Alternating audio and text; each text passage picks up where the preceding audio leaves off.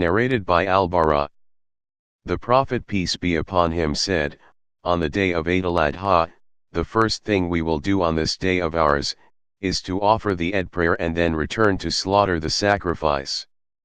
Whoever does so, he acted according to our sunnah, tradition, and whoever slaughtered the sacrifice before the prayer, what he offered was just meat he presented to his family, and that will not be considered as nasak, sacrifice. On hearing that, Abu Burda bin Nayar got up, for he had slaughtered the sacrifice before the prayer, and said, I have got a 6-month-old ram. The Prophet peace be upon him said, slaughter it as a sacrifice, but it will not be sufficient for anyone else, as a sacrifice after you. Al-Bara added, the Prophet peace be upon him said, whoever slaughtered the sacrifice after the prayer, he slaughtered it at the right time and followed the tradition of the Muslims.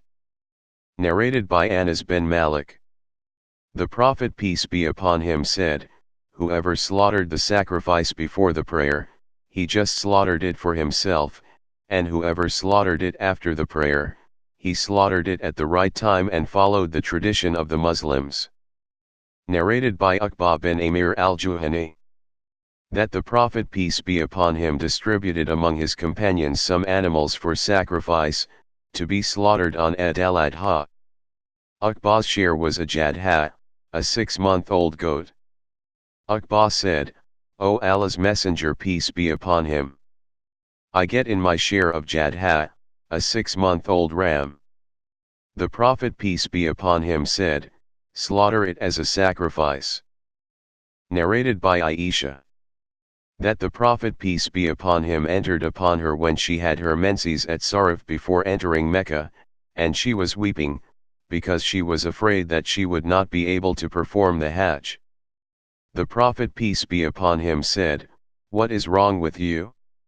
Have you got your period? She said, yes.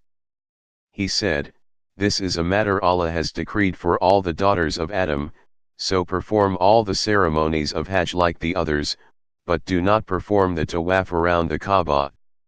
Aisha added, when we were at Mina, beef was brought to me and I asked, what is this? They, the people said, Allah's Messenger peace be upon him has slaughtered some cows as sacrifices on behalf of his wives. Narrated by Anas bin Malik. The Prophet peace be upon him said on the day of Nahr, whoever has slaughtered his sacrifice before the prayer, should repeat it, slaughter another sacrifice. A man got up and said, O Allah's Messenger peace be upon him, this is a day on which meat is desired. He then mentioned his neighbors saying, I have a 6-month-old ram which is to me better than the meat of 2 sheep.